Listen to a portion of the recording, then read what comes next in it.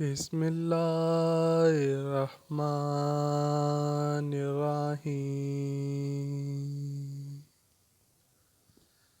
قرآن کریم کے 7ویں سپارے کی سورہ اعراف میں اللہ پاک فرماتا ہے، اور سنا دے ان کو حال اس شخص کا جس کو ہم نے دی تھیں اپنی آیتیں، پھر وہ ان کو چھوڑ نکلا، پھر اس کے پیچھے لگا شیطان تو وہ ہو گیا گمراہوں میں، اور ہم چاہتے تو بلند کرتے اس کا رتبہ ان آیتوں کی بدولت، لیکن وہ تو ہو رہا زمین کا اور پیچھے ہو لیا اپنی خواہش کے، تو اس کا حال ایسا ہے جیسے کتا، اس پر تو بوجھ لادے تو ہانپے اور چھوڑ دے تو ہانپے۔ یہ مثال ہے ان لوگوں کی جنہوں نے جھٹلایا ہماری آیتوں کو، سو بیان کر یہ احوال تاکہ وہ دھیان کریں۔ اس آیت میں اللہ پاک نے نبی آخر الزماں حضرت محمد صلی اللہ علیہ وآلہ وسلم کو حکم دیا کہ آپ یہود کو اس شخص کا قصہ سنائیں جسے ہم نے اپنی نشانیاں دیں، لیکن پھر بھی وہ شیطان کے پیچھے لگ کر گمراہ ہو گیا۔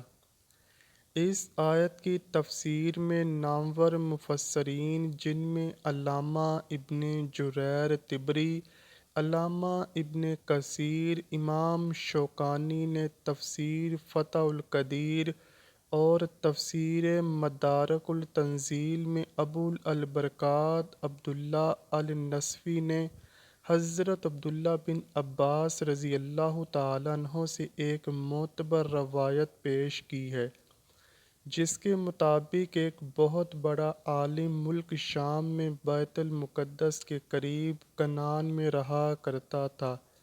وہ اسرائیلی عالم اس قدر پرہیزگار تھا کہ اسے اللہ کی کتابوں اور آیتوں کا بہت علم حاصل تھا۔ اس پر اللہ پاک کا خاص کرم تھا، یہ اسم اعظم جانتا تھا اور کنعان بھر میں مشہور تھا کہ اس کی دعا کبھی رائگاں نہیں گئی، یعنی جو بھی دعا وہ اللہ پاک سے مانگتا وہ ضرور پوری ہوتی تھی۔ اللہ پاک کے اسی فضل و کرم اور علم کی بدولت اس کا ایک خاص مقام تھا۔ اس کا نام بلعام بن باورا تھا اور قوم عمالقہ سے اس کا تعلق تھا، جسے قرآن میں جبارین کہا گیا ہے۔ فرعون کے غرق ہونے کے بعد اللہ پاک نے حضرت موسیٰ علیہ السلام کو حکم دیا کہ اپنی قوم کو لے کر قوم عمالقہ سے جہاد کریں۔ قوم عمالقہ کو جب لشکر کی روانگی کا علم ہوا تو وہ بلعام بن باورا کے پاس بھاگے آئے کہ حضرت موسیٰ علیہ السلام اور ان کی قوم پر بددعا کریں۔ چونکہ بلعام بن باورا ایک عالم تھا اور وہ اللہ پاک کی نشانیاں اور آیات کو جانتا تھا، اس لیے کہنے لگا وہ تو اللہ کے نبی ہیں اور فرشتے ان کے ساتھ ہیں، میں ان کے خلاف بددعا نہیں کر سکتا۔ مگر جب قوم نے بہت اصرار کیا تو بلعام بن باورا کہنے لگا ٹھیک ہے، میں استخارہ کر کے اپنے رب کی مرضی جان لوں۔ استخارہ کے بعد اس نے اپنی قوم کو طلب کیا اور انہیں بتایا کہ مجھے بددعا کرنے سے منع کر دیا گیا ہے۔ اس وقت جبارین نے ایک بہت بڑا تحفہ بلعام بن باورا کو پیش کیا، لیکن اس نے قبول نہ کیا۔ اس کے بعد جبارین کا اصرار بہت زیادہ بڑھ گیا۔ بعض روایات میں ہے کہ قوم نے اس کی بیوی کو بہت زیادہ مال و دولت اور لڑکے پیش کیے، جس پر اس نے اپنے شوہر بلعام بن باورا کو اس بات پر تیار کر لیا کہ وہ حضرت موسیٰ علیہ السلام اور ان کی قوم پر بددعا کرے گا۔ بلم بن باورا نے حضرت موسیٰ علیہ السلام اور بنی اسرائیل کے لیے بد دعا کرنا شروع کر دی۔ اس وقت قدرت الہیہ کا ایک عجیب کرشمہ ظاہر ہوا۔ وہ کلمات بد دعا جو حضرت موسیٰ علیہ السلام کی قوم کے لیے کہنا چاہتا تھا، اس کی زبان سے وہ الفاظ بد دعا قوم جبارین کے لیے نکلے۔ جبارین چلا اٹھے کہ تم تو ہمارے لیے ہی بد دعا کر رہے ہو۔ بلم بن باورا نے جواب دیا کہ یہ میرے اختیار میں نہیں ہے، میری زبان اس کے خلاف قادر نہیں۔ نتیجہ یہ ہوا کہ اس قوم پر تباہی آئی اور بلم بن باورا کو یہ سزا ملی کہ اس کی زبان لٹک کر سینے پر آ گئی۔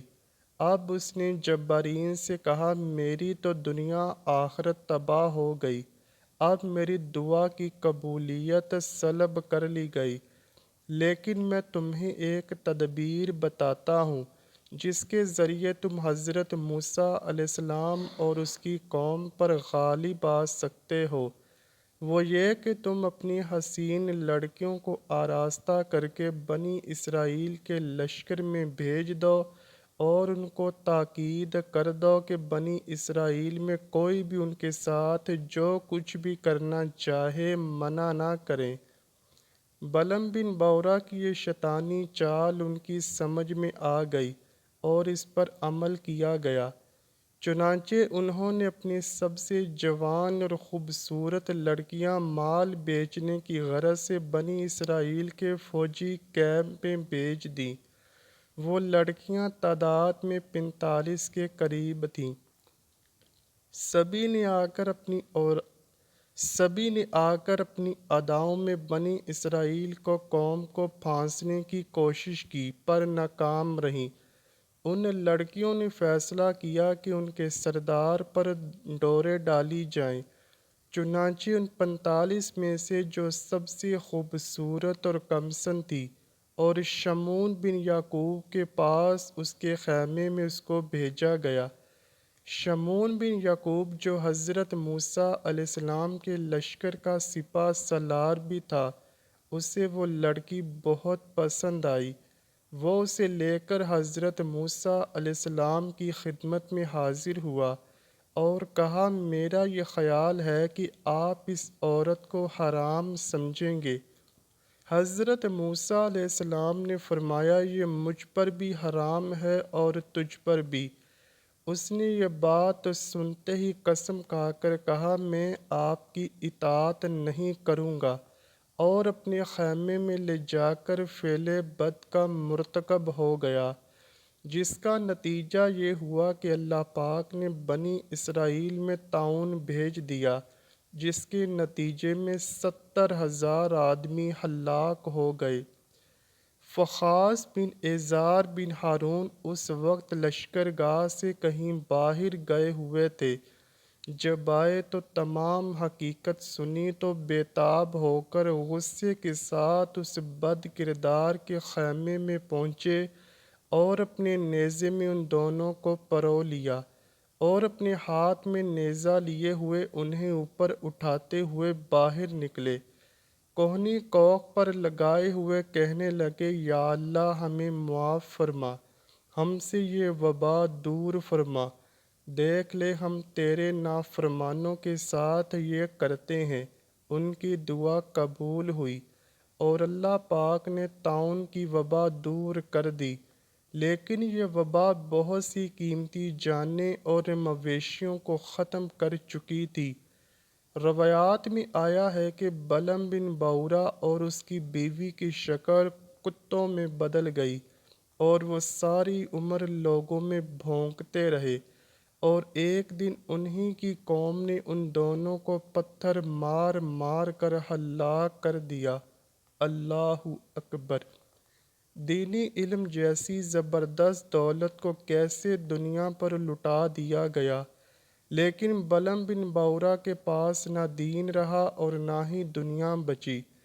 علم و ہدایت کو چھوڑ کر خواہشات نفس کے پیچھے بھاگنے والوں کا انجام انتہائی عبرتناک ہوتا ہے۔